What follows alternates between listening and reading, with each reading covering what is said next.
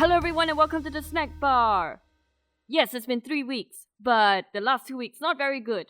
So, Jed, what did you watch during the last 3 weeks? Hi, she's Gerry and I'm Jedd.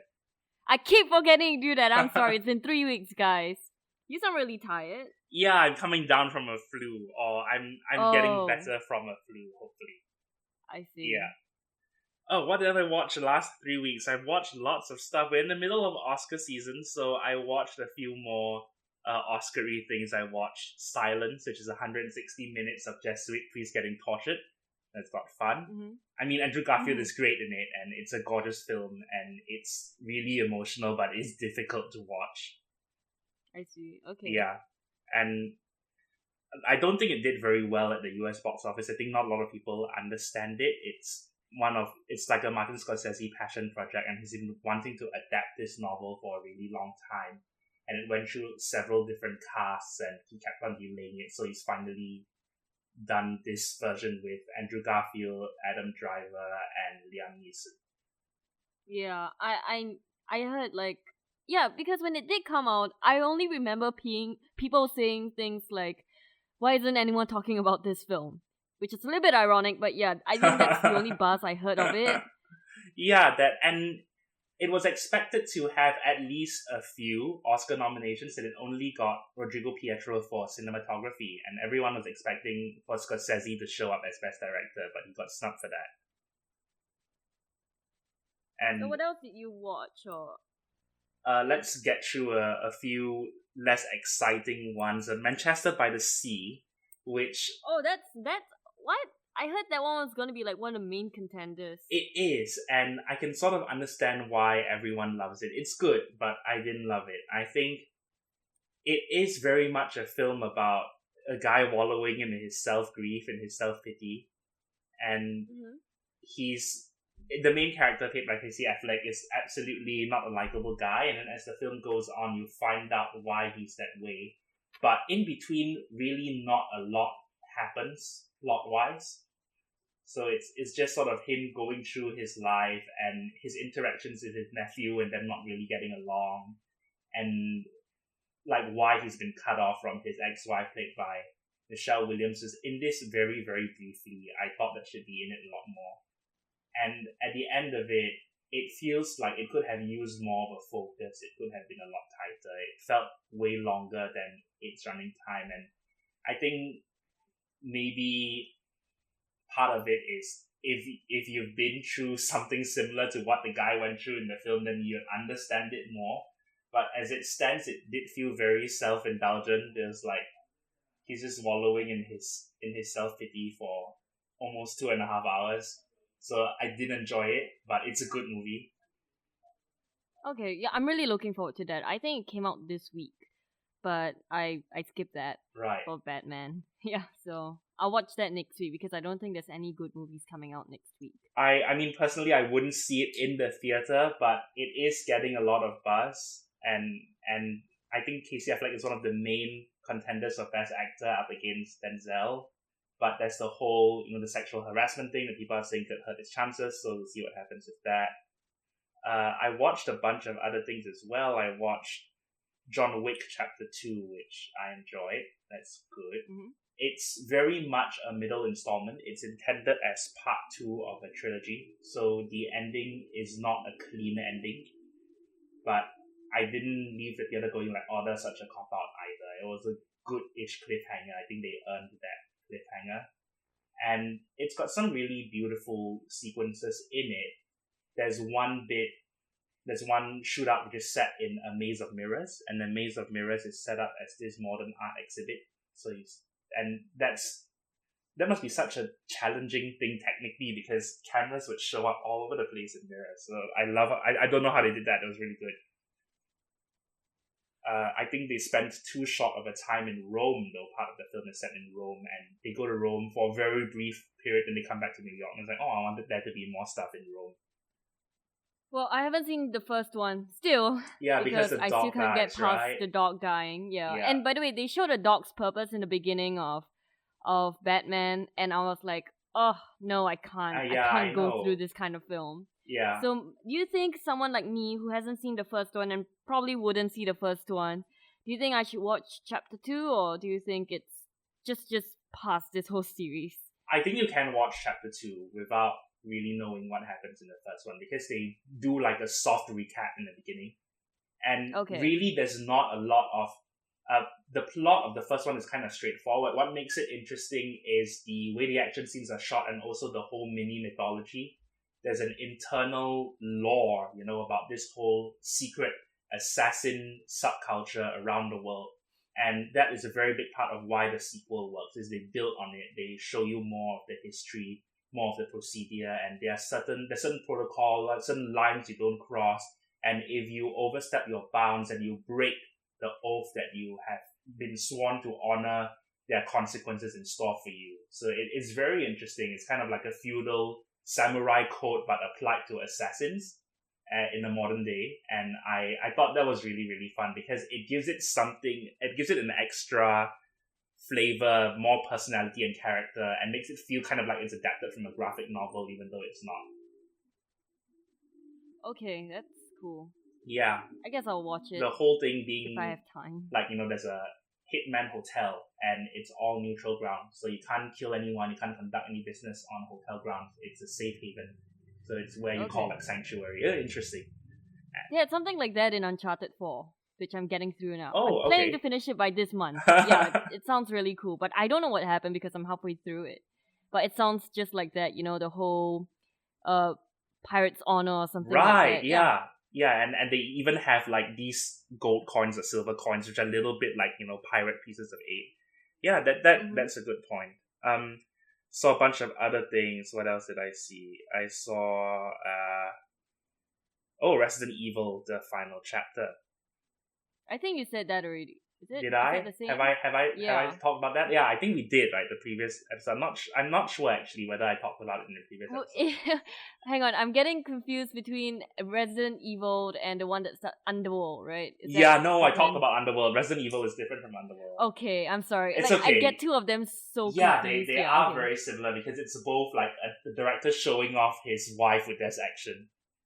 Except now Kate Beckinsale and Len Wiseman have broken up, so only Paul W.S. Anderson and Mila Jovovich remain. Okay. Yeah, so I haven't really followed the franchise. I just remember hating the last one and being like really angry at the last one. And surprisingly, I didn't hate this. It's got a lot of problems. It's got so many problems, and the action is incomprehensible. There's so much shaky cam. The cutting is so fast, and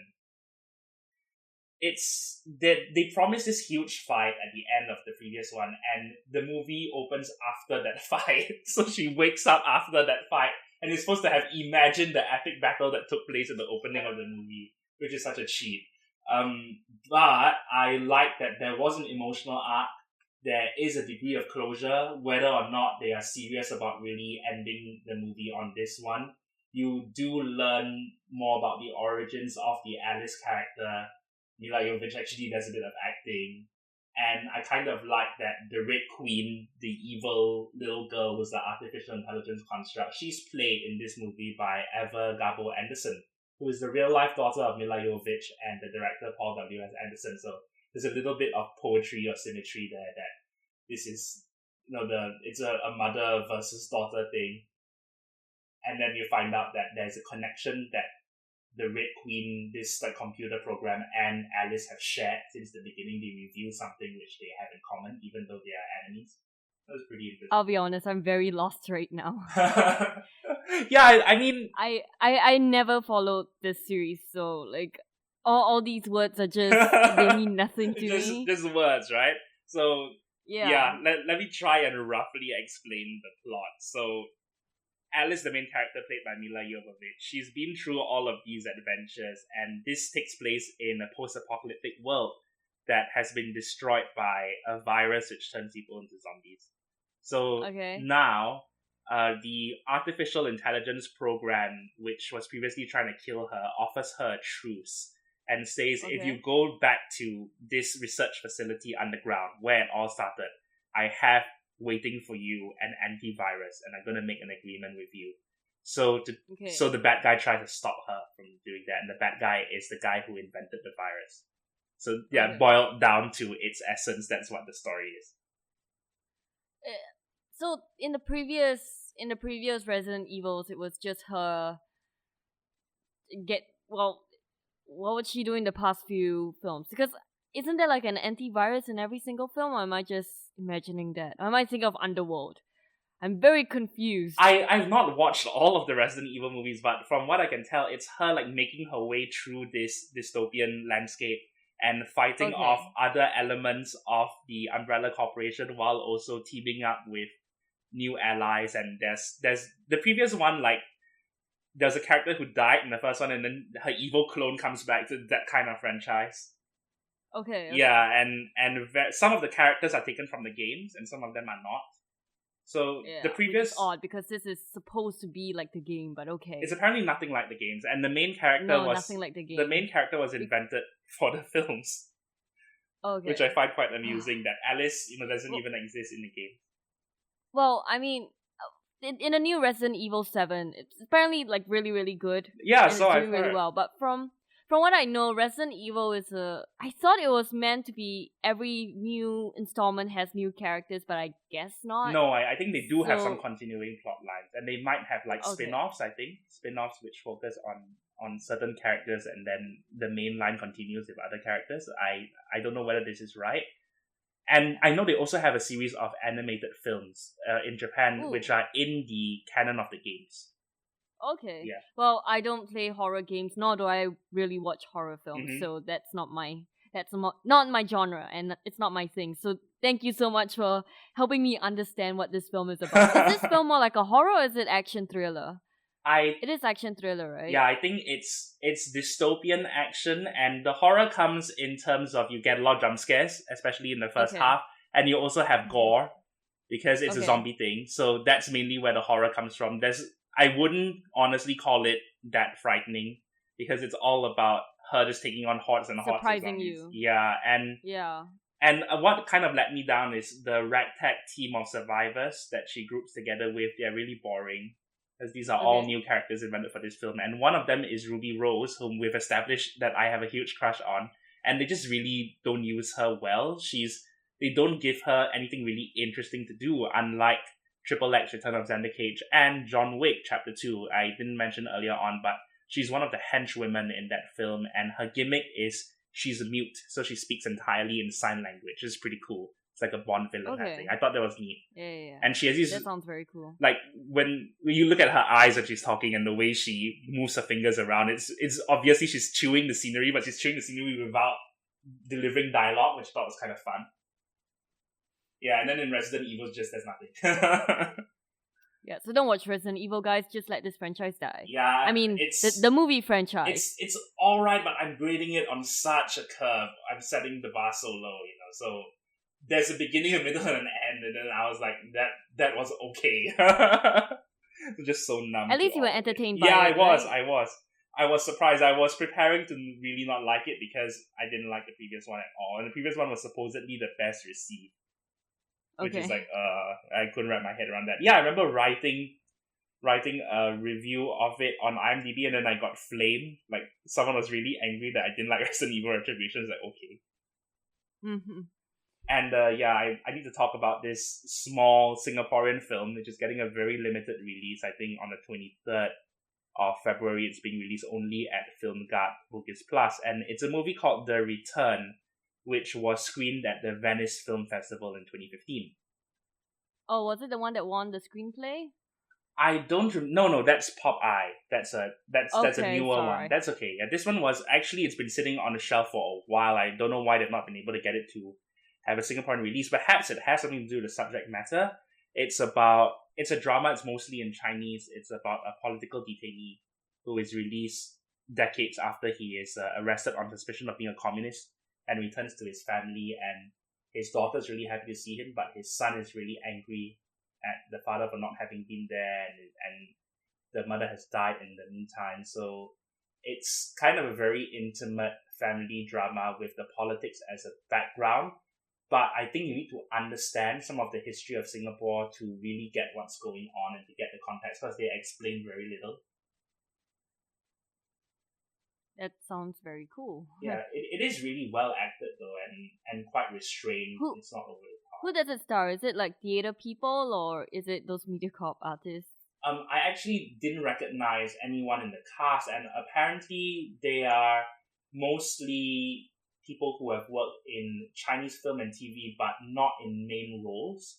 I think the lead actor is this elderly gentleman who started his career in radio dramas in the 50s or 60s, if I'm not wrong. Chen Tianxiang, and then his son is played by Vincent T, and his daughter is played by Tan Bing Chiak, who, if I'm not wrong, is also an educator, also like a theater teacher. These are all people who are more active in the Chinese scene, I take it. It's written and directed by a husband and wife team, or it's written and directed by husband and wife, and then the husband directed it, and then the wife produced it. Okay. Yeah, Green Zing and Jun Chao. So if you are into Singapore film and you want something a bit want to support, yeah, it's not something I would watch for fun. It is really slow, even though it's 83 minutes. But okay. But I do appreciate the style of it and the idea that it's a political story, but that's not the focus. The focus is on the impact on the family. So, were there any accolades for it, or was it just a well-received film? It's been screened at several film festivals. It's been screened in Venice. It's been screened in Cairo, Hanoi, Luang Prabang in Laos, and Kerala in India, I think just recently. So it's gone around a few festivals. It was also screened at SGIFF in 2015, but it has not had a theatrical run in Singapore until now. Okay. Yeah. So that's The Return of Wick. Well, I want to talk about a movie that I saw last week. Okay. That I really liked, but you didn't really like. Hacksaw Ridge. Yeah, I liked it. I liked it okay. Yeah, I think I liked it more than you did because I was so entertained throughout the film. Mm-hmm. I think it's also because my audience were very into it. So they were reacting. Like this film, well, it's not overreacting. It's more like they were acting appropriately. Like they laughed when you're supposed to laugh. They gasped when you're supposed to gasp, and there are some jump scares in this film. Right, yeah. And they reacted to that. And the thing is, I knew the jump scare was coming because I've seen a lot of this, like, quiet before something happens. Yeah, quiet, and quiet, you're quiet. kind of anticipating. Yeah. That it's not scary. It's just, you know it's coming. Right. But the thing that scared me was the person jumping in front of me.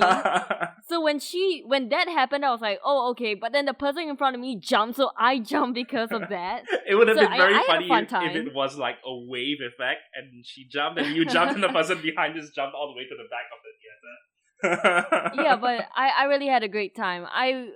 I don't really watch a lot of war films, but after this, I think I can because I realized that Supernatural has pumped me up to see this kind of gore. Like, it made it it made it more bearable because you know it's not real and it's all just makeup. So you've been desensitized by Sam and Dean and friends. Yes, and what's that again? The one about ER, yeah, ER 2. Oh, ER I think had more gore though. Yeah, the George Clooney show. Mm-hmm. I really like this film. Did you like Vince Vaughn? Because I've heard sort of split opinion on him. Some people think he's good, and some I liked him too. I thought it was quite believable. He's fun. And yeah, he's a fun guy. There's one review that says he feels like an actor from the 40s, which I kind of agree with. That he has a he's like he looks like he could have been in a movie in the 40s. He doesn't in terms of his face. Sure. I was really shocked at some of the jokes that they made in the beginning of the film, but I like how they made Andrew Garfield's character very sympathetic, but at the same time you can kind of see why people don't like his mindset. Right, yeah, that is inconveniencing a lot of people. Yeah, and you know they kind of have a point, but Andrew Garfield's character, you know, I guess it's his belief, so that's why you can't really argue against someone who's very strong and who has very strong faith and who is willing to and is not willing to give up that faith just because he needs to fight and protect his country. Like he still wants that part of his humanity to be there, but yeah, and I think his father's backstory isn't real too. And I thought that was a little bit shoehorned in, but okay, whatever. Yeah, You apparently didn't really need that, I felt. it was his uncle in the who had an altercation with his father, not his mother, and so they changed that part. In the movie, Okay, yeah, in the yeah. movie his father gets into a fight with the mother, but in real life it was the uncle. Yeah, it felt very shoehorned in because I like that. I like the reason why he didn't want to touch a gun more than Right, because of yeah. his faith and not because of what happened in the movie. Yeah, And and I didn't really know where this film was going in the when the battle scene happened, and oh, okay. like the music felt a little bit like generic, oh, I'm gonna pump you up with all these emotions kind of thing. But then, you hear that he actually did this, and I think that's what makes the story so powerful. It's that he was brave enough to do what he did on top of during that battle or after that battle, and I think that's such an inspiring story, and it's so beautiful. And I'm really glad that this story is told. I'm not sure whether the real what's his name again? Desmond Doss. Desmond Doss. Yes, I'm not sure whether he'll actually like this film. Yeah, because he But resisted for many years. He didn't want a movie. Many people tried to make a movie of his life, and he didn't want it to be made because he didn't want his beliefs to be misrepresented. yeah, and I'm not sure whether it was misrepresented here, but No, I think and I like his sorry for interrupting you. I think his son or someone close to him said that it was very accurate. So I think it was approved by the family. Okay, Usually you great. have to run it by the family, things like that. Yeah, I really enjoyed this film, and I'm glad that it got the Oscar buzz that it got. Right, yeah. It's solid, man. Like, this film is so solid. It's If I watched it last year, I think it would have been in my top 10, maybe. Yeah, I had a great time. Like, this is a really fun film, but towards the end, it's like it gets so real and scary, and it's so good. Way better than that one, the Benghazi one. Oh, 13, that was yeah, so 13 boring. hours. Right. Oh, Yeah, 13 hours. yeah. That was so bad. Yeah, that was bad. Because, I mean, you really didn't feel anything for anybody, and this one you really feel for Andrew Garfield, for Desmond Doss. And I like the quality of him being an underdog, of him being not a traditional action hero. And I later found out that the character of the bully in the camp, that guy doesn't exist. So that guy was made up, and to give him like sort of character development. And I don't know, I liked it, and I think Andrew Garfield was excellent, but I felt that it could have benefited from a more nuanced approach, because it felt really, really over the top at times. It felt like it didn't have to be. I understand that war is violent and war is graphic, but it felt like it was so many notches above something like Saving Private Ryan, where a lot of it felt gratuitous. A lot of the like viscera and limbs and gore and rats eating carcasses, a lot of it felt unnecessary, or felt like they were trying to pump that up to make it more dramatic. Yeah, so I had a bit of an issue with that, and it is, but I think it's part of who Mel Gibson is as a director, that it's a combination of themes of faith with this hyper violence. So that's his style, I guess. One thing that it reminded me of was how afraid I was for the Japanese soldiers as a kid, because you hear about them stabbing with those gun knives or gun swords. Right, the bayonets. Oh, and to see that happening on screen, I'm just like, oh, this brings back really bad memories. Yeah, and I mean, that was scary. The Japanese soldiers are portrayed like zombies, basically. They are just complete and utter monsters in this film. And well, to be fair, they kind of were in World War II. Yeah, they were, but at the same time, I mean, I like that they showed him trying to save them, because apparently they can't ascertain whether that happened in real life, and people said that probably might not happen. That he just didn't differentiate, and he was like, "You look like you're wounded, so let me help you." Yeah. So yeah, I like that. That was a nice part in the film. I felt like the movie needed that. After just being like relentless onslaught of violence, they showed him being kind to the Japanese soldiers. Okay, that was alright. Yeah, all right. Yeah. So I think we better move on. We should. So speaking of violence and darkness and no parents. Let's talk about the Lego Batman movie. What is the Lego Batman movie about, Jedd?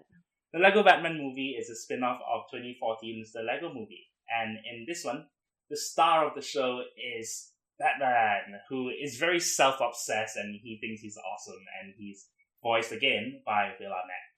So Alfred Ray Fiennes recognizes and identifies that Batman's big problem is he's afraid of letting people into his life, and this whole self-aggrandizement and this persona is just a facade.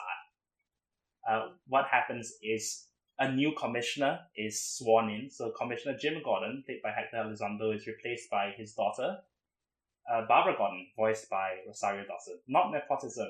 And so her attitude is that the Gotham Police Department has been very ineffectual and has been relying too much on just calling in Batman, which has not been a good solution against crime so far, because villains like the Joker, voiced by Zach Galifianakis, have been running rampant and have not been able to be put away safely. So Batman takes issue with this, of course, and in the meantime accidentally adopts Dick Grayson, this orphan who idolizes him and very much wants to be his crime-fighting sidekick, although he initially does not realize that Batman and Bruce Wayne are two different people. So they take on this otherworldly threat that threatens Gotham City, and the Joker, along with a variety of surprise villains, take on the city, and Batman has to accept that he can't go it alone, and he must let Alfred and Dick Grayson / Robin and Barbara Gordon / Batgirl to help him out. Okay, so this film has, I think, 91% on Rotten Tomatoes right now. Yeah, which I was not expecting, honestly. Yeah, me too. Can you help me especially check? After all the Warner Brothers news. Right, can you help me check how much the Lego movie itself has, the 2014 one? It's like 98% or something. That's great. It got really, really high. Yeah, because that to me was a lot better than this. I enjoyed Lego Batman movie, but I think the Lego movie sets an absolutely high bar. Sorry, it's 96%. Oh gosh, so that's close then. It's creeping up But on it. the average rating is 8.2, which is amazing. Yeah, and 8.2, that's great. I love the Lego movie. Okay, Me too. It was like my favorite of that year. It's our intro. It's our intro music. Yeah. Yeah. I think it came out during the same time as How to Train Your Dragon 2 and Big Hero 6, and I love those two movies so much. Right. Yeah. Yes, but the Lego movie, man, that I was really, really looking forward to this film after the first trailer. But I did not expect that amount of heart in it. So that really caught me off guard. So I think that surprise there is the reason why I love the Lego movie so much. And also it's because it's very smart in terms of comedy and how they integrate certain characters, and all the characters are so memorable in it. Like, it's so hard to have a favorite character in the Lego movie. Yeah. Because you have the spaceship guy, you have Chris Pratt being awesome, you have Batman, of course, and you have Morgan Freeman Happy being Kitty. blind. Morgan Freeman, yes. Unikitty, Alison Brie. Yeah, and so good. I remember, like, there was this time, I think Morgan Freeman's character, he got up and he's like, meet me upstairs, and then he tried to move, but then he banged against the door. I don't know why I laughed so hard in the theater, but that's one of my favorite gags in the entire film. Yeah, I think my so good. My favorite gag in the whole movie is also a Morgan Freeman one. It's when Vitruvius requests to be lookout, and then they cut to him holding a pair of binoculars staring at a brick wall. It's like, nobody thought it would be a bad idea to have the blind guy be your lookout. I thought that was hilarious. And I love that they got Morgan Freeman, and the reason they got Morgan Freeman was because they asked him, like, has anyone ever asked you to voice anything before? He's like, no. Yeah, he just realized like, okay. that he had only done narration and he hadn't voiced a character in an animated film. Yeah, so the Lego movie is amazing, and when I went into the Lego Batman film, even though I saw your reviews, I'm like, maybe Jett's wrong. Maybe it's just as amazing as everyone says it is. It really isn't.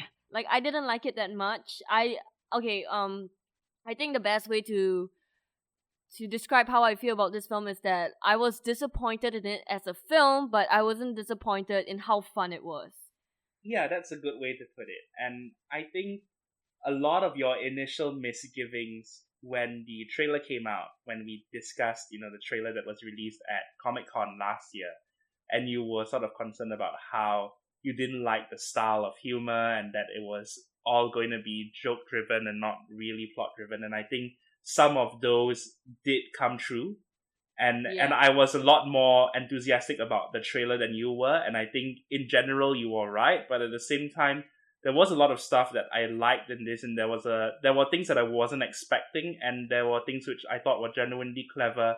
But on the whole, I think you can really tell this was a movie that they probably had a solid first draft, and then they just hired like 5 or 6 stand-up comedians and locked them in a room and said add jokes.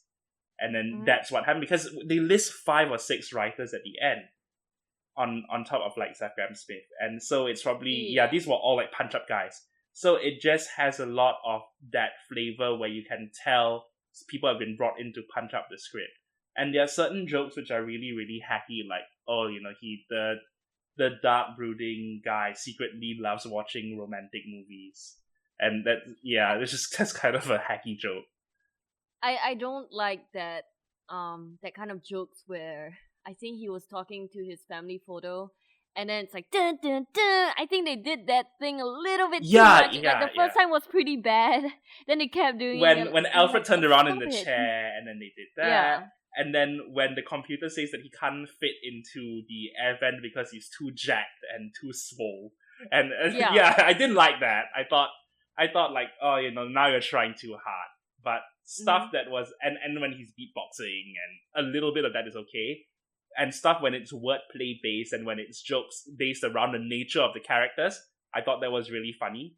Like when... I mean, I like his references to his previous movies. Yeah. Like, that was fun. Yeah, I mean... But I thought Cape Crusader was kind of a better Batman parody than this was. Yes, I think so. I think because with Cape Crusader, the nature of Batman as a dark figure was the center of the parody, where they were using that to examine the character in a meta sense. And it had more of a focus, I felt. It didn't go as many places as this one did. And we'll get to it in spoilers, but the big development in the second act, and when they reveal what the threat is, that really disappointed me. Because I enjoyed, like, I had fun with the ending battle, but there's so much stuff going on. Yeah. And I think my favorite part about the Batman movie, or the Lego Batman movie, is the relationship between him and Dick Grayson. Which kind of made me realize, like, why the hell isn't Dick Grayson in any... Well, okay, hang on, he was. But, like, why isn't the real Dick Grayson inside the Batman films, like, ever? Right, yeah, why... Because we obviously have the Robin... Yeah, why haven't they gone and done a Bat Family series, which I thought would be the obvious thing to do. Yeah, and the weirdest part is that I was watching this film, I'm just going... There is so much heart in this, because it's a father and son thing. And like that's the core of the Lego Batman film, which is how he has felt empty this whole time, and the only person that kind of managed to get something out of him was when he started working with Robin. And that's when he realized that kind of happiness that he hasn't been feeling for the past, I think, when did he start? 1944 or something? Years. Like he claims itself 90 years, but Batman debuted as a character in 1939. So it's closer to 80 years. Yeah, so it just makes me wonder why they haven't done that before, because this film isn't plot driven. No, not at all. Because of that, the Robin and Batman stuff were great. Like, I really loved them. Every time they had a moment, I'm just like, oh, my heart, I can't take this. And even though Dick Grayson doesn't act like that, you kind of know what they're going for. And I remember you were very upset when Michael Cera was cast. Do you feel upset now? Well, something happened during the final fight that I was really excited for and then became really disappointed by. But Michael Cera, I mean, he's cute, but he's not Dick Grayson. Like, he's just a Robin. He's not Dick Grayson to me. Yeah, I think... Alright, I have a few problems with the continuity, because they're acknowledging how long Batman has been Batman, and they're acknowledging the history of all of the appearances in films that he has made. And they even go back and they show like the black and white Lewis Wilson one, which I was kind of happy with. But, so you mean to tell me for this time there has never been a Robin, and there has never been a Batgirl? It's just been Batmaning for 90 years? So I found that a bit hard to believe because I feel like And to be fair, like even within the universe itself, when the Justice League exists, it's kind of weird that none of them showed up during the final fight. yes, and if the Justice League is there, by right, he should already have the Bat Family.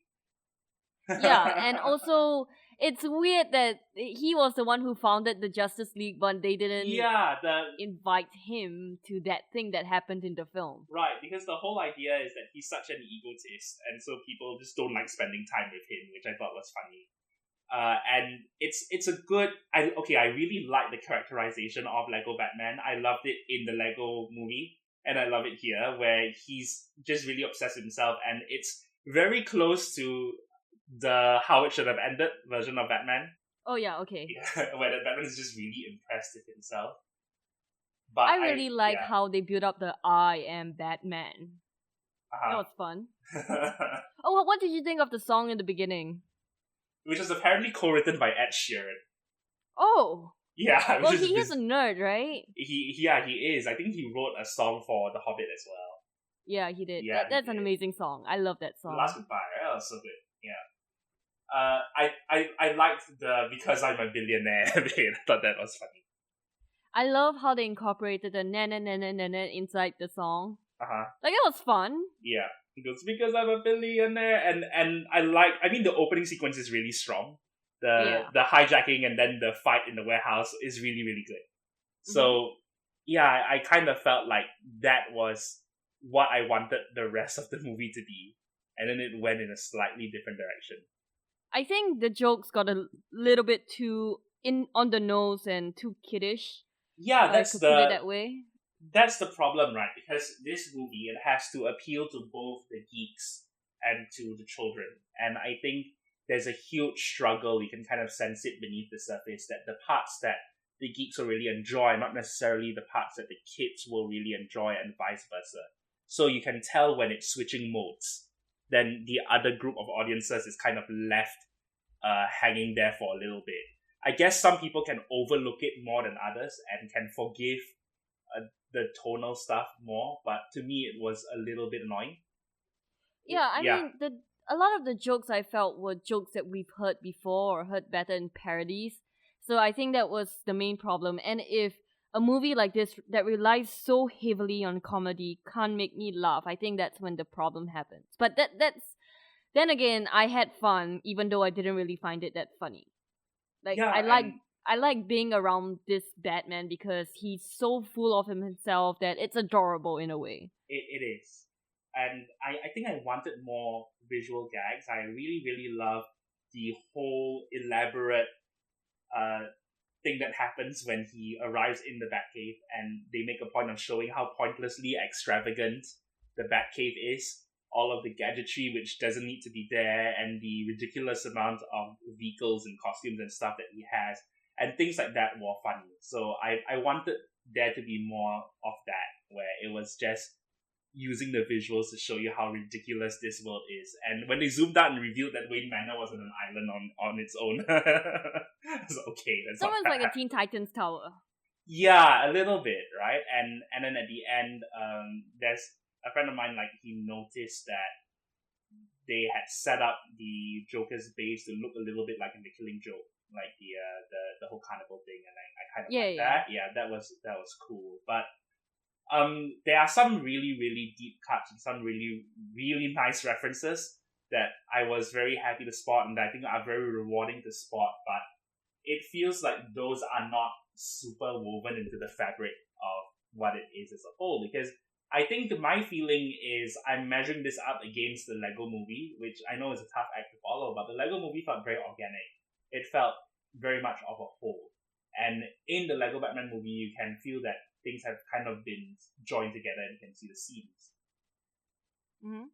I agree with you. But then again, the Lego movie is one of the best movies of the decade. It's almost perfect, yeah. And I would say it's perfect, actually. Okay, sorry, I screamed. That's okay.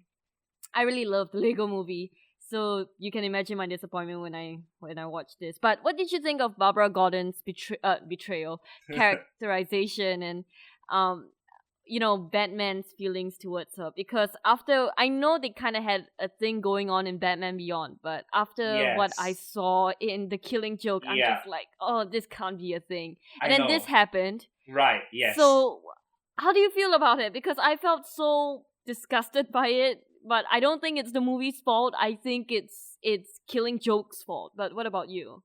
Yeah, okay, so in Hi Cat. In this movie in this movie I'm actually okay with most of the things they did with Barbara Gordon in terms of her being the police commissioner before she becomes Batgirl. I thought that was kind of clever. And the idea of her being antagonistic towards Batman because she sees him as being ineffectual towards solving the crime problem in Gotham. I thought that was neat. And I was bothered by the idea of Batman having a crush on her, but I like that she didn't reciprocate it at all. She didn't even hint that she's interested in him back. And after a while, I think he also realizes, like, he says, I deserve that at one point. And yeah, but my one true pairing is Dick and Babs. Dick and Babs forever for life. Oh, sorry, man. I grew up on the Cartoon Network Teen And Titans. Starfire, so right? Yeah. Yeah. I understand. I don't like it, but I understand. I know it's all lust. Like, I know it, but the DC animated Dick and movies, Babs. the only saving grace for me is that Starfire and Dick Grayson are a thing. Because Yeah, I don't want to and then see Damian Wayne in my... He keeps on getting cock blocked by Damian. I hate Damian so much. Like, have you seen the new Judas Contract trailer? Yeah, I like the flashback to the origin of the Teen Titans and when they first met, stuff like that. So yeah, that'll be fun. I like how little Damian Wayne there is. He's not even in the cover, I think. I think they're trying to do that, yeah. But it's obviously going to have to be very different from the Judas Contract storyline because it's fitting within this new animated universe. But I did love Justice League Dark though. Did you like Justice League Dark? No, I haven't seen that yet.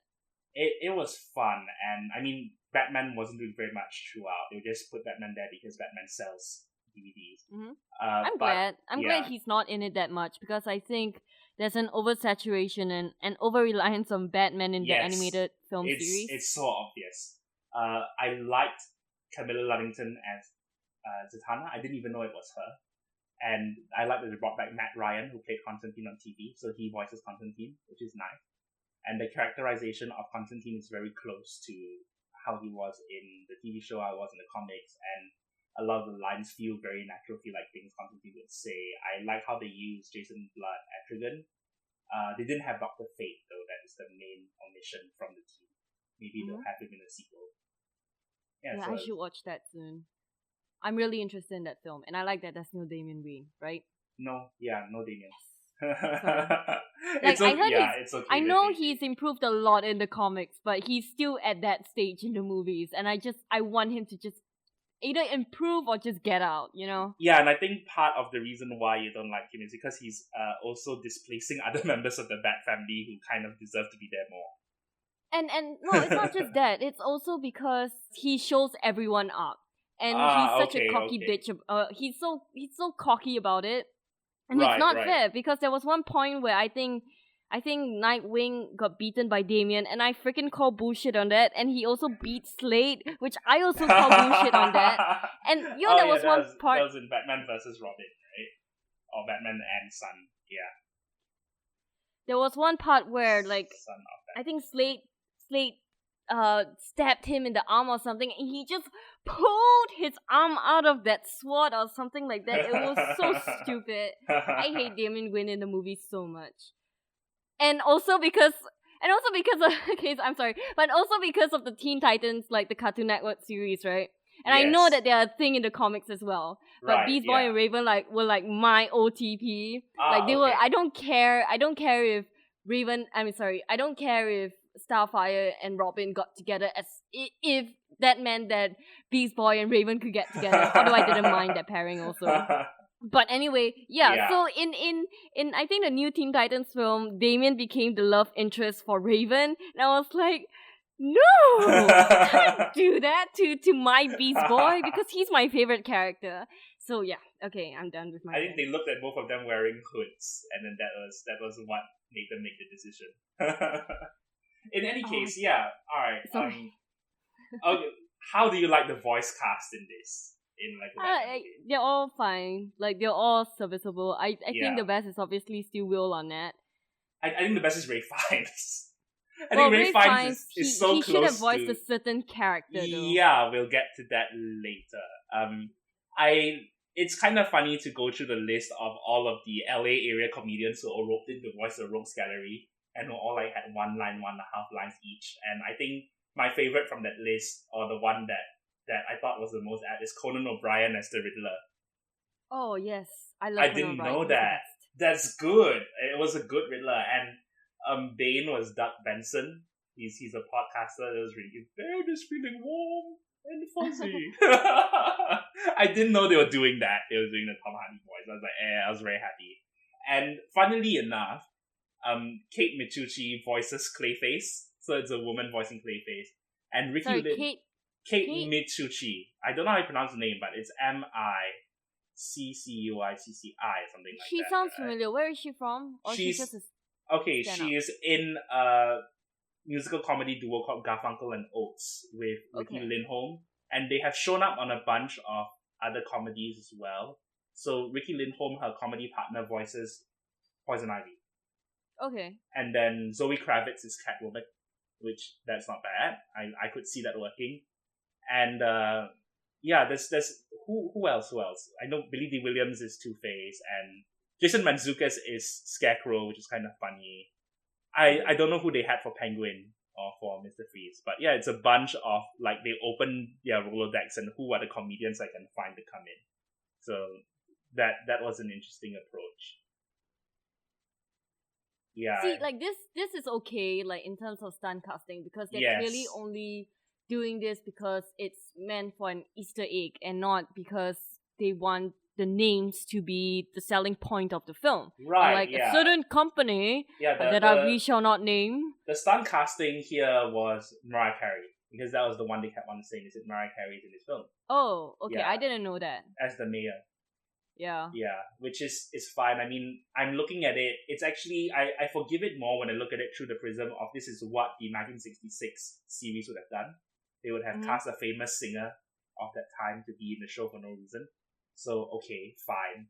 And she didn't do that much either. So, yeah, I mean, I'm okay with Zach Galifianakis. I think it's really, really not distinct. I don't think he was doing enough to the voice. I want him to do more. And yeah, I wonder why they didn't get like Mark Hamill or something. Yeah, you know? I don't know. I think they I'm sure that Zach Galifianakis and Will Arnett have worked on things together, and I don't know whether it's because of that association. They haven't. I don't know. Have they? It seems like they move in some of the same circles. I think it's because they're comedians, but I don't think they've met. Okay. I'm not sure. I don't have that information on hand right now. You're most probably correct.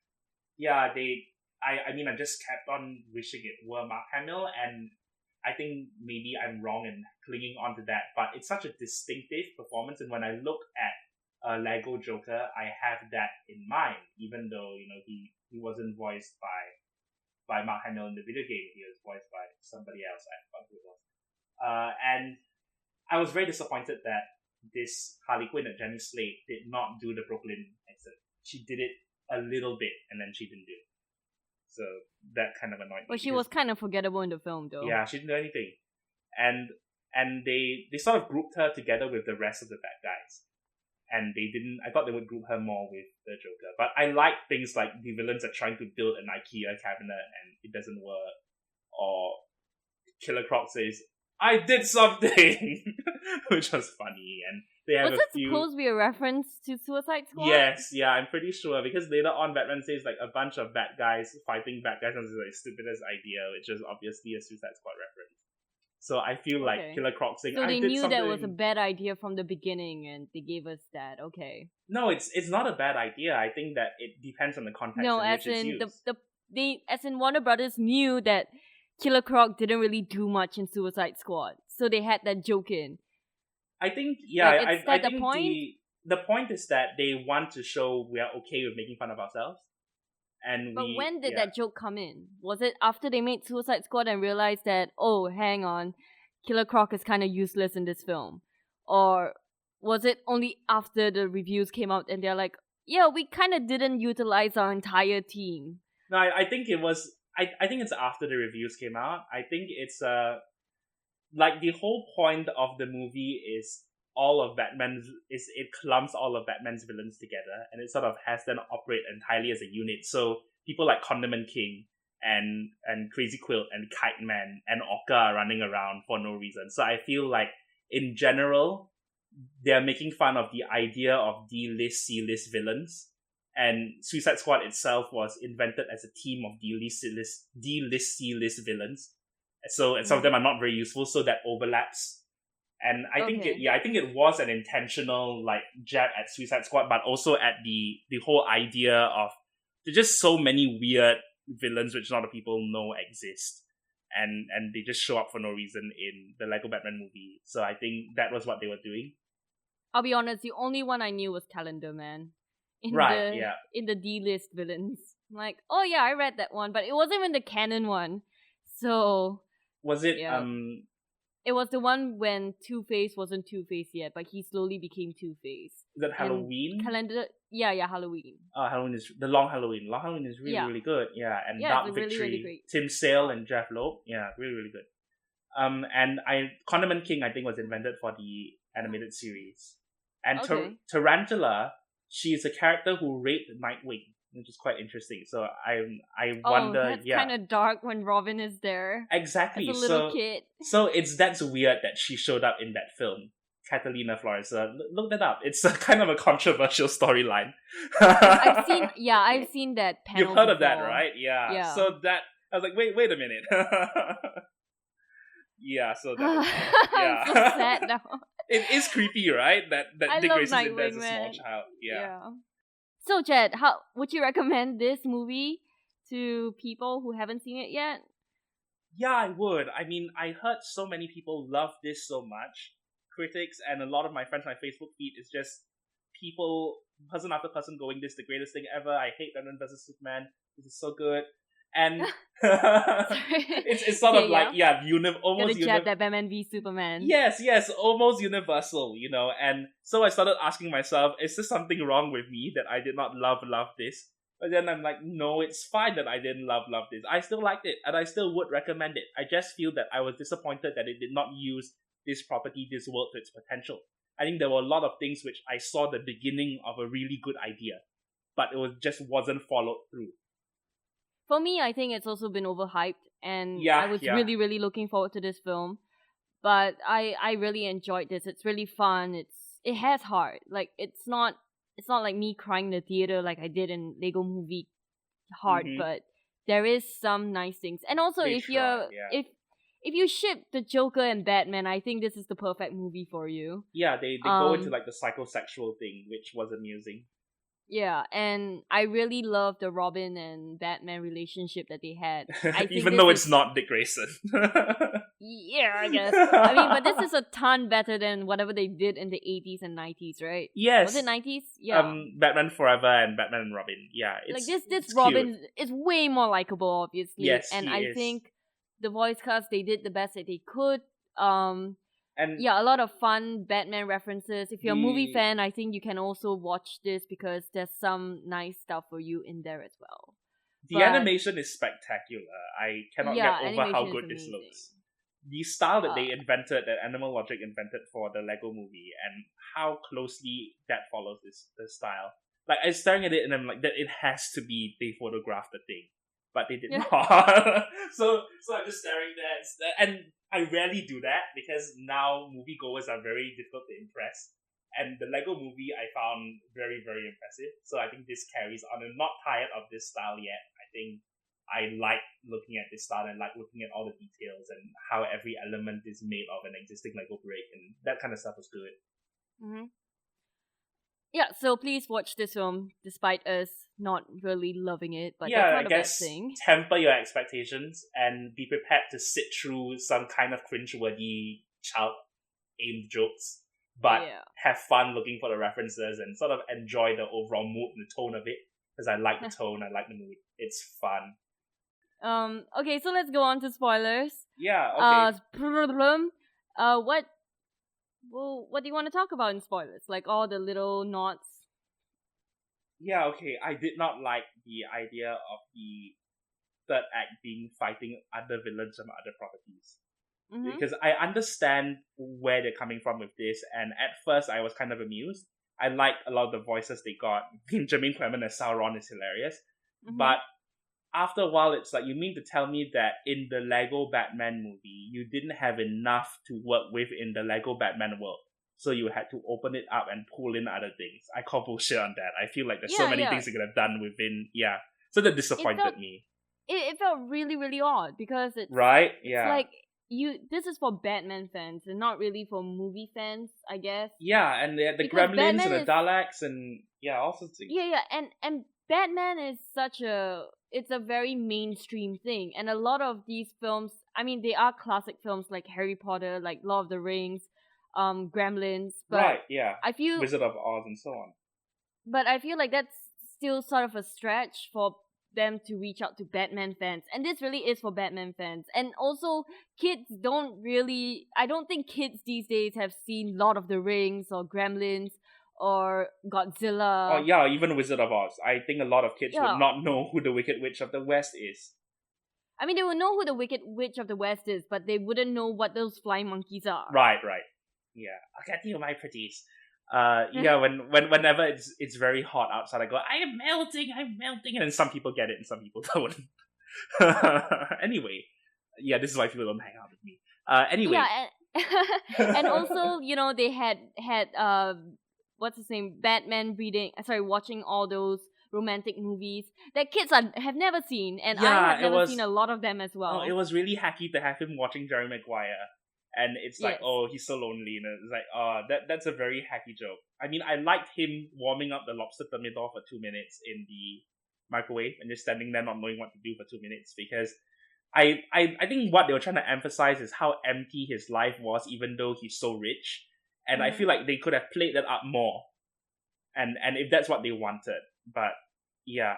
So I felt like that was a theme they kind of approached, but they didn't really fully play out, like the idea of how his excess is meaningless. Vanity of vanities. They could have done a whole thing where he's like King Solomon in the Book of Ecclesiastes, but I think that would have been very depressing. Okay, I kind of want to break down the references and sort of go to some of my favorites. So there are lots and lots and lots here, and I think the two that kind of stuck out to me were far in the background of one of the street scenes. There's a movie theater. And on the theater marquee, one of the titles is 2 Shades of Blade. So let me explain this. This really impressed me because this is a very deep cut for fans of Lego in particular. Lego had a standard grey color which had been using all throughout their history of Lego, and then for some reason, in around 2003-2004, they started to change the grey that they used. They had a dark grey and a light grey, and then they changed it really slightly, and this new color is known informally as Blade, B-L-E-Y, as in bluish grey. So there's a dark bluish grey and a light bluish grey, hence 2 Shades of Blade, which is 50 Shades, a play on 50 Shades of Grey. So that I thought was kind of clever. I didn't know that. Okay. Yeah, and that's like really, really, really geeky for specifically Lego nerds, like people who have been collecting Lego and have been following the developments in design of Lego. So I like that. I think that was hidden quite well. And another one is the book that Alfred is reading, How to Set Boundaries for Your Child, is written by Dr. Bartholomew Walper, who is the psychiatrist whom the Joker killed in The Dark Knight Returns in front of the talk show audience. Okay. Wow, okay, I didn't know that. I thought that was kind of okay, clever, I'm sorry, yeah. like I'm not a geek like you, so No, this is all very it's cool. okay. But now I can impress my friends. I can be like, in the Killing, was it the Killing Joke? Oh, sorry, Dark Knight Returns. Dark Knight Returns, yeah. Yeah. Okay. Yeah, and I like that. Okay, there's some of the designs of the villains I was not a huge fan of. I didn't like that Killer Croc literally had a crocodile's face. It's the same face as a Lego crocodile would have if you had the little Lego crocodiles. But I liked what they did with Bane, where he was really jacked up, but he had the fur collar to sort of remind you of Tom Hardy's Bane. And yeah, and like I don't think I didn't spot them in the film itself, but I know the Kabuki twins have been have appeared in Lego Batman movie sets. And these are the two, like, they're wearing pink, maroon, full body outfits, and they have Japanese theater masks, and they have claws. And these characters only appear in The Batman, which is the 2004 animated series, as henchwomen of the Penguin. So I was quite happy to see them again because I thought that was a cool idea. These mute, like, Japanese henchwomen who are presumably twins, but you can't tell. And it was kind of a creepy idea. It was like mute women with knife hands. So they show up in the film, and I like how during the Justice League scene, they purposely put the most obscure members in there. They put Samurai, who was wearing the green like sash, and they have the Wonder Twins and Gleek. So it's like everybody is here except Batman, which I thought was really funny. Even the people I've not heard of. Do you know who voiced Flash? No. Who voiced Flash? I will go check that out. Yeah. Okay, continue with your Easter eggs. There are a lot more that I'm not remembering, but those are sort of the ones that I recall. I guess I felt that there was a missed opportunity to A, not have Ray Fiennes voice Voldemort, and there might be some contractual thing, and B, not have Alfred meet Voldemort at least. So, yeah. No, but I mean, technically, there was one part where he did fall because of an Avada Kedavra spell. They didn't meet. And I was like, that's for killing friggin'... I forgot the Snow Owl's name. Hedwig. It's Hedwig. Yeah. It's like, one of your minions killed him, now you're gonna die. But he didn't die, obviously. Did you know my audience were like gasping as if... They thought they really were gonna die. That's adorable. Was it kids gasping? Not, clearly. Was it kids gasping? No. Okay, that is less adorable. No. There was this whole, I think it was like a company or something, or a group of friends. They cheered, like they actually clapped and woo when Robin and Batman fought, and then they had those words coming out. It's like, you know, when Batman was like, okay, now we're gonna punch them so hard that words are gonna come out, and then you can hear them going like, oh my god, oh my god, oh my god. Right, yeah. Yeah, that's and then hilarious. When they did punch and the words came out, you were like, wow. So, you know, I guess they're that kind of generation. That's cute. So it's good for them. Mm-hmm. I'm sure they would have loved Cape Crusaders though. Right. Yeah, and I mean, I love all of that stuff. I like the villains who showed up from the Batman 66 series, like Egghead, and King Tut from the Batman 66 series. And one other Easter egg which I think was pretty clever is the suit that Robin puts on at the end is labeled Nightwing. Yes. But it's styled it's styled after Nightwing and Flamebird, the heroes of Kandor, which predates Nightwing being used as a name for Dick Grayson, which was really, really clever. Yeah, but I mean, oh man, like I saw this, I'm like, yes, he's gonna wear his Nightwing. Now he's going to become Nightwing. Then he took it off and he became Robin again. I'm like, he just put it on for the joke. Yeah, and I think I almost screamed in the theater when he got his Nightwing costume, because this is the first time I think we've seen Nightwing on screen, and I love Nightwing so much. He has the best butt. I'm sorry, but it's true. When you said I love Nightwing so much, I was going to go into, I'm sure it's not just about his butt. So I had this all planned. You ruined my joke, Gerry. No, but he is a fantastic character by himself. I just love how, you know, Robin was this weirdo kid, and like, I mean, he is cool, like, oh, he knows gymnastics and stuff like that, but he became so cool once he became Nightwing, and he's, like, I love his design, I love his sense of humor, I love just how sweet and what a great person he is, except for that time he cheated on Starfire and slept with Barbara for some reason before their wedding, and I was like, what the hell are you thinking, Nightwing? But okay, whatever. Oh, I love the joke where I think Richard, he said that his name was Richard Grayson, but his friends called him Dick. And then Batman was like, oh, kids are cruel. I'm like, I was just laughing in the theater because it's so good. That was really By the way, funny. The Flash is voiced by Adam Devine or Devine. Right, yeah. Yes, Devine. Oh, I love him in Modern Family. He's so good. He was the guy in Pitch Perfect. Pitch Perfect. Right, yeah. Of course he is. That suits his character. Yeah. And so Hector Elizondo voices Commissioner Gordon, and in the new Batman Adventures, he voiced Bane. Mm-hmm. And there was an episode where there's a dream sequence in which Bane kills Commissioner Gordon and kills Batgirl. So I thought that was kind of funny. I don't think they had that in mind when casting him, but that's a bit of a coincidence that he ended up voicing Commissioner Gordon in this one. Iron Man sucks. Okay, I just remembered that. It was supposed to they be could say something that. else, right? I heard that it was something else originally, or in the trailer it was another phrase, but I can't remember. Oh yeah, it was. It wasn't Iron Man sucks. I was very happy when they did that. Yeah, I was surprised they allowed them to do that. Because in the Lego movie, none of the Marvel characters showed up, right? But the Star Wars characters did. So maybe there can be a bit of a loophole. I'm crossing my fingers and hoping, because when Han Solo showed up, I didn't expect that to happen. I was like, they're owned by Disney, so obviously Star Wars won't show up in the Lego movie. So did you freak out when that happened? I did.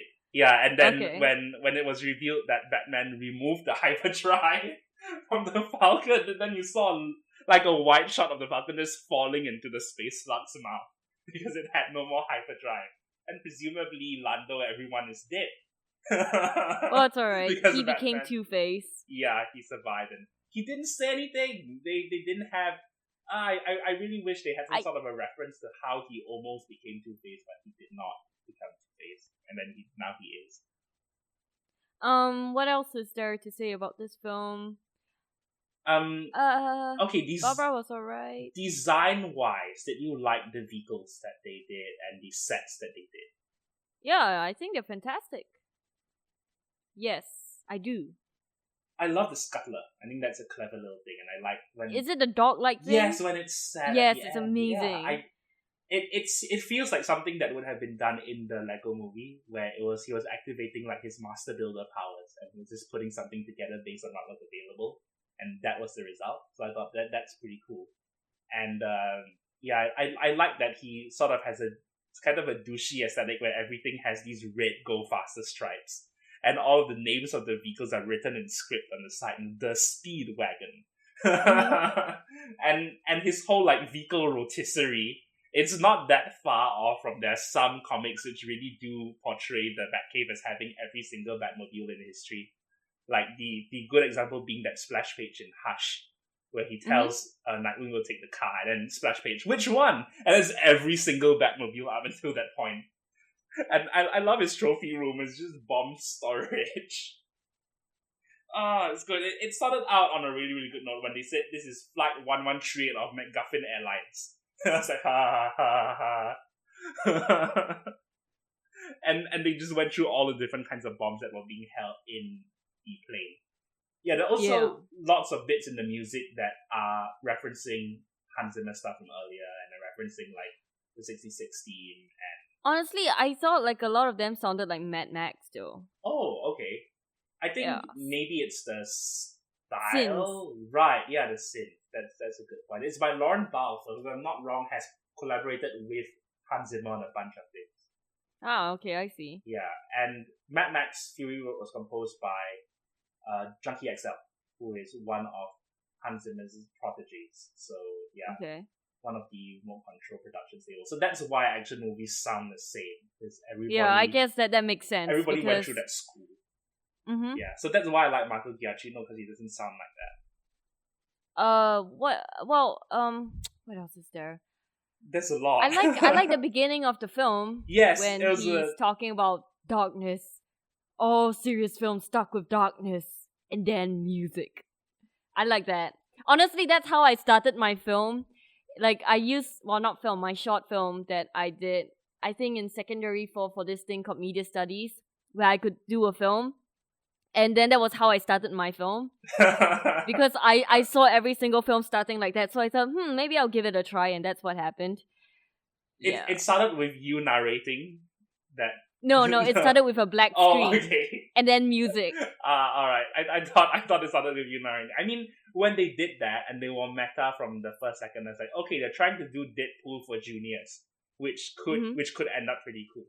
So, yeah. I also like that quote that they had. If you look at the Man in the Mirror quote, and then it ends up with, woo! Ooh. No, Batman wrote that. Batman is very wise. And then when he said that, it immediately sounded a lot like Trump, when it was like Trump going, "No, I had the best brain." All right. Yeah. The ending. Yeah, like you said, not. I also didn't like how the third act started, and the ending was kind of weird as There was well an ending because fake out. Yeah, where yeah, it it was was a like, fake out because it's like they didn't know how to solve this, so no, everyone yeah, just bent. Yeah, it's not that great. no, yeah, I was I prefer thrown the off by ending for that. Lego Movie, which felt a lot more organic, and it's also Yes. really touching. Yeah, when they had the big reveal, and I mean, the Lego Movie is a father-son story, and this one is a father-son story as well. But I feel that the father-son arc in the Lego Movie was a lot deeper because Yeah. I think It's they, about childhood. It's about yes, growing up. And this one, it's about, I guess, being a family again, and how I like that his greatest fear was losing a family again. I thought that was an amazing core to have, like an amazing heart to have in a story, because it reminds me a lot of The Incredibles, right, where yeah, Mr. Incredibles was not strong enough to lose his family again after he thought that he lost them. And I thought yeah. like that was one of the most beautiful moments in any films. Even though I'm not a huge fan of The Incredibles, I'm so sorry. But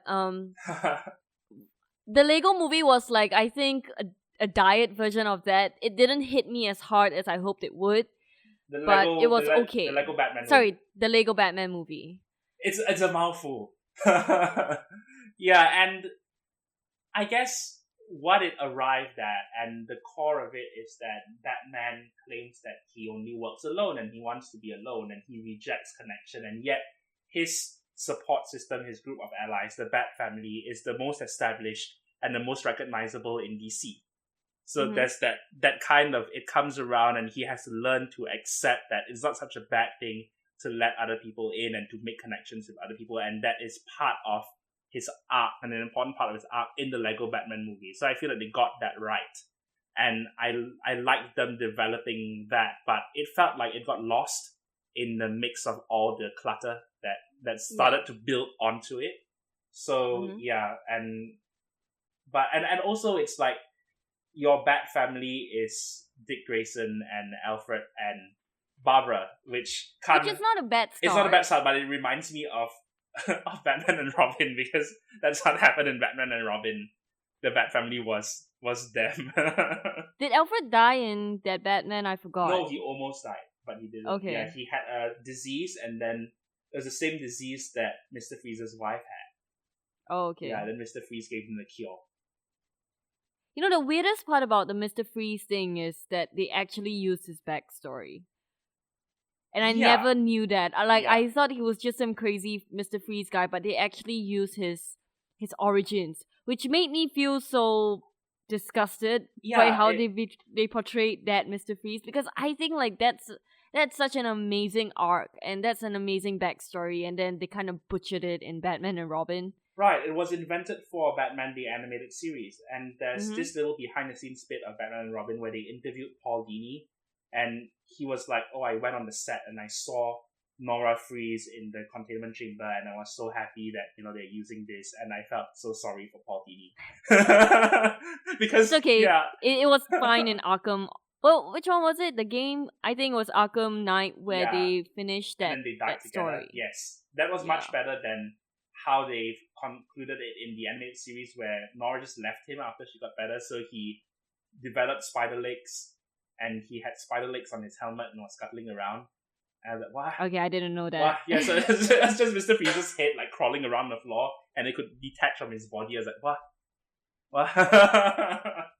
So yeah, I'm glad the Arkham Knight did not devolve into that. Yeah. Sorry. What else is there? There's a lot. I think we should just end this, because there's so many things to talk about in this film, but I don't think we have time for it. But it's there. Where do you think they'll go in the sequel? Do you think it'll be the Bat family?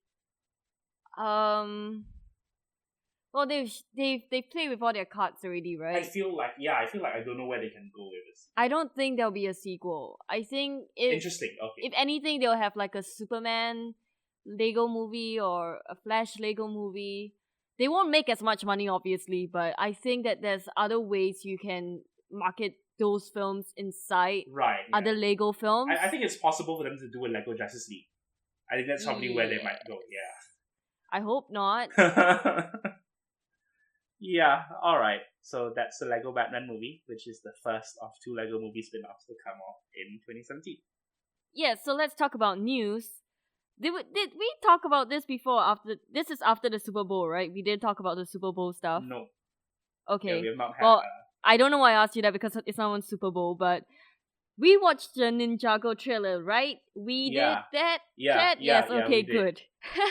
I didn't notice this. You're not the boss of me. Sorry. Continue. Okay. Well, I kind of am in this, and I'm not paying you for some reason, but So in the Ninjago trailer, it's also a father-son relationship, which I kind of really like that how all the Lego movies are about father-son, because that's one of my favorite arc. Yeah, where his dad is the villain. What did you think of that Ninjago trailer? Okay, so I have absolutely no attachment to the Ninjago TV series. And me too. In fact, I didn't know there was a TV series until someone said it was their childhood, which meant that we are old. Yeah. I've never heard of it. I mean, I've heard of it, and I've seen kids wear Ninjago t-shirts, and like apparently it's a big thing, which to me is interesting. I didn't know that. Yeah, I didn't. It's supposed to be kind of a big thing. So I think there'll be a lot of kids will be confused that this is not doing the story arc from the TV series, but it's the same characters. But at the same time, if they grew up with the Justice League and all the Batman stuff, they should know that two things are always different. Like different mediums mean different takes on the characters, right? I think what makes it confusing is that it's still Lego. Yeah, and it's the same character designs and the same world, kind of. Yeah, I don't know. I felt that I don't have enough of a feel of how the plot will go, and at this point in the trailer, it suggests being driven by jokes, which I understand. But yeah, I don't know I think the team dynamics will be very important as to whether or not I like this movie, how the team members are portrayed and the personalities they have. See, I really, really enjoyed this trailer because the Batman one worried me because the jokes did not land, like most of them did not land. Right, yeah. And a lot of them are very in-your-face jokes, like I could think of that myself. Right. And well, that sounds very conceited, but as in, it's very easy to make those kind of jokes. Like you hear YouTubers making those type of jokes. Yeah. Like the lesser YouTubers, I guess. But in this Ninjago trailer, I love the banter. Well, not banter, but the argument between father and son. He's like, I was not there. Yeah, I'll be waiting, Dad. And then he's like, what did you say? I didn't say anything. I just talked and then I stopped. And he's like, oh, okay. And then he took out his mouth and he's like, Dad, you ruined my life. Well, I can't ruin your life if I wasn't there. I'm paraphrasing this like crazy. And I also love the Leloid joke. Yeah, there's 2 L's. It's Leloid. and the I don't know. Like I already love their relationship just from this trailer. And obviously, the heart of the story is probably going to be the father and son thing. And I love the joke at the end where the guy said, I forgot, he's a very funny comedian, but he said along the lines of how his mom collects seashells and Leloid's dad, destroys cities and kills innocent people. They all have their quirks. Yeah, I love that joke so much. Like it's so witty. I love it. And the baby joke didn't really make me laugh. The bright joke was okay. Her voice reminds me of someone, but I can't tell who it is. Yeah. And I like how I hate Bad Blood, like the song, but I like how it was integrated inside this movie because it's so on the nose that it's hilarious. What do you think of Jackie Chan just being Jackie Chan and like not doing anything to his voice? You see, it threw me off a bit. He voices stereotypical Japanese sensei, right, who is voiced by a Chinese man. Yeah. So whatever. Get upset, Tumblr. Get mad. I don't think he's going to do that much. I think he's just going to be the comic relief. But what I'm looking forward to is all the characters. Although in the comments I see like there's this character that everyone loves that he's not in the trailer that much. I forgot his name. But if you look in the comment section, they keep mentioning this one guy, but I don't know what they mean by that. From the cartoon. Yeah, he is from the cartoon, but Yeah. I don't know. It's weird that it's someone's childhood. That means we're so old. Mm-hmm. But yeah, I really, really love this trailer. I'm looking forward to this movie. I I was hope mad about it. I was alright. yeah, I hope the father son thing works out. I hope the jokes land. I hope it's more like the Lego movie than it is the Batman Lego movie. But And I don't know. Like I think that the Lego Batman movie is great, but it's not as good as I thought it would be. yeah, I think some things got lost on the way from being conceived to ending up on the screen. Yeah, but I think the Ninjago trailer feels a lot more. The story, I feel like it'll be a lot more focused, and it's not really about the references. It's more about the jokes and the characters making fun of their environment and stuff like that, their relationships. And I think that builds on character too, and Yeah. not just a reference to things that don't really matter. That's just a wink, wink, nod, nod. Because the Lego Batman movie seems like it was conceived as a parody, which is not a And it is a parody. yeah, which is there's nothing wrong with that, but that means that the basis of the jokes will all be reference driven. So I don't think the Ninjago movie is a parody. Just like I don't think the Lego movie was a parody as well. Although there were elements of parody to it. Okay, so let's talk about DC now. Yeah, a lot okay. of well, it's like sort of a weird time for DC fans because the live action films, The Flash had a page one rewrite. Ben Affleck isn't directing Batman, and he isn't writing Batman anymore because it's a page one rewrite too, I think. Really? And okay, I didn't know about that. Well, it is a rewrite of the script. But the good news is Matt Reeves from Planet of the Apes and is it Dawn of the Planets? Which one was it? Dawn and War. So Dawn and War of the Planet of the Apes and Cloverfield, right? Mm-hmm. Yeah, so he's directing the next Batman film. Oh, so that's confirmed. Yeah. Oh, that's great. Yeah, because I heard they wanted him, but I didn't know he had actually signed on for it. So that's good. Yeah. So what did you think of it, Jedd? You're the DC guy. I'm a DC guy. Yeah, I think they are going through some pains after the reaction to Batman versus Superman. Excuse me, and to Suicide Squad. And right now, the one that's I think moving forward the smoothest is Aquaman. Because you hear all the cast members joining Aquaman and everything seems hunky-dory. They have Tamora Morrison as his dad, Nicole Kidman as his mom, and Yahya Abdul-Mateen II as Black Manta. That's cool. In addition to Patrick Wilson as Ocean Master, whom they already had. So on that front, Aquaman seems to be going swimmingly, which is good. It's a pun. Yes, sorry. I'm proud of myself. Yeah, and I think it's a little bit disconcerting that Flash is getting a page one rewrite, and so is Batman. But I'm not really broken up about Ben Affleck not directing Batman, because if he thinks he can't do a good job balancing all of those tasks, then he shouldn't. Then he should focus on playing the character. Because to me, like he said something along the lines of how he didn't want to direct Batman in a bat suit because that's uncomfortable. And to me, it makes sense. Yeah. Clearly, he's also not happy with the script, but at the same time, it makes sense that he doesn't want to be in his super uncomfortable Batman suit and just going from like behind the scenes. Okay, time to get to the set. Yeah, I don't know how seriously someone can take it if your director goes and action and then runs from behind the monitor. To be fair, I think a lot of people would just geek out. Like, oh my god, it's Batman directing me. No, we need to go again. That was a terrible take. Bad take, bad. Will Arnett should just be there. Yeah, that would be hilarious. Do the voice. Yeah, this is Will Arnett with a megaphone. This is yelling, okay, everyone, break time. Take 5. No. Okay. Yeah, and who is rewriting it? Do they still have Jeff Johns attached? Not sure. They haven't said anything about that. This is my job, and I haven't been up to date with it, because the last time I checked, they were looking at Matt Reeves and they didn't confirm him. But that's a good choice, because Rise of the Planet of the Apes is brilliant. Really. Wait, I get some of his Dawn of the Planet of the Apes is even better than Rise of the Planet of the Apes. Rise of the Planet of the Apes and Rise was so good. It was already really, really good. And I'm looking forward to War for the Planet of the Apes, but I'm a bit sad that most of the human characters have died. if not all of the human characters have died. So now it's Woody Harrelson.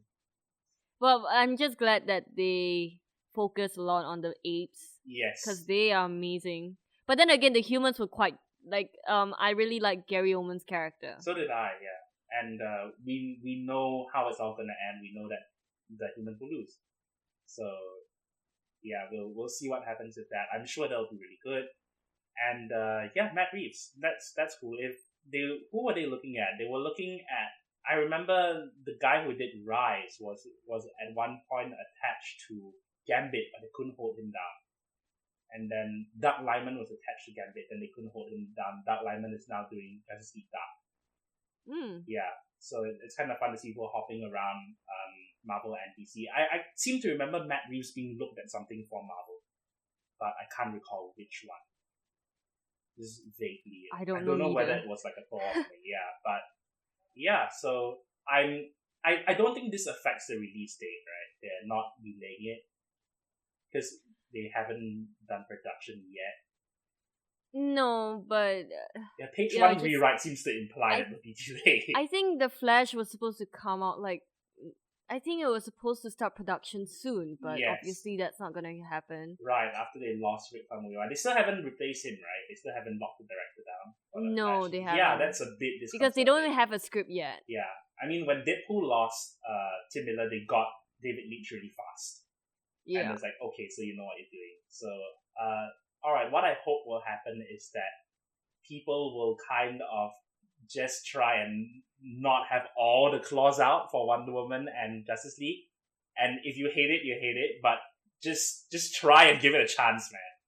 Don't go into it and say, this is gonna suck because Batman vs Superman sucked. It might not suck.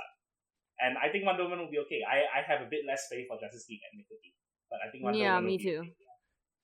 Okay. For me, I don't really have hope for either, but I hope they're good. That's not the weird. Like, I don't have hope that they will be good, but I hope I'm wrong.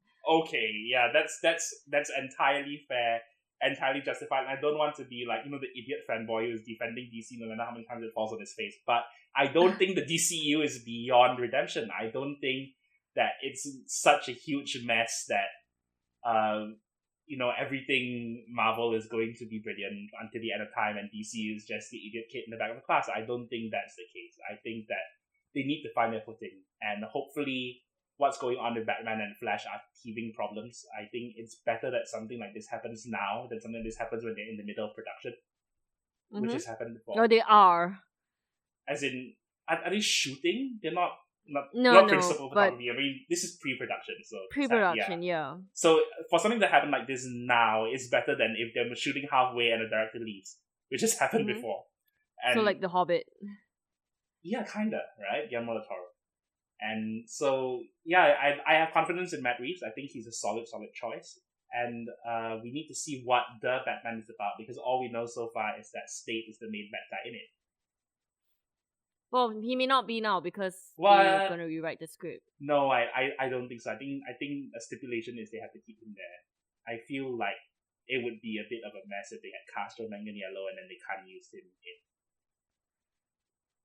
I think maybe they're doing a rewrite and the rule is you must keep Slade. I don't know, I'm still hoping to keep There's no details on that. Yeah, there isn't, right? Slade may not be a thing, so you just gotta watch out for that. I mean, I don't know whether or not they've already built sets, because if they are like doing, I mean, Alien 3 is the big example where they had started building sets and then they just scrapped the script halfway. So the new script had to conform to the sets that already existed. So if they're doing that, then that's trouble. So I don't know how far along in pre-production they are. Well, we just know that we have to wait a long time before we see the Flash and Batman solo films. Yeah, I guess. I think in the meantime there will be DC on TV, and what do they have next year? They have something. I know they have something next year. They were supposed to have Batman next year. They should have what's the one Aquaman? called Captain Marvel? Oh yeah, Shazam. Captain Marvel was supposed to be 2018, right. But there's almost no news on that. Yeah, it's always just The Rock telling us how good it's gonna be. It's going along fine. Yeah. Yeah, it kind of sounds bad for DC, doesn't it? Well, we'll see what happens. Speaking of sounding bad for DC and how Marvel is going to be the be-all and all good things happen to us, I didn't watch this because I kind of forgot that this was a thing, but they released the Avengers Infinity War. You didn't watch that? Okay. I didn't watch that either, so let's discuss it. What did you think?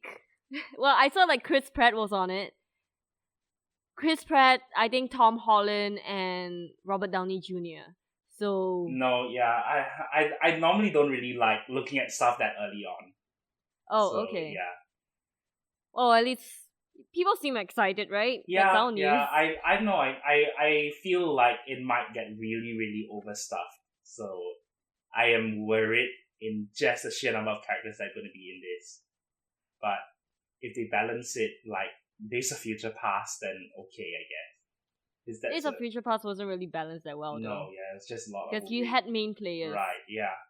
And I mean, I don't want it to be that the Guardians of the Galaxy are here just because they're here. And Yeah, Spider-Man I think is here it's just gonna be because they're here, yeah. And this set video does not have Josh Brolin walking around in grey motion capture pajamas, right? I don't know, I didn't see.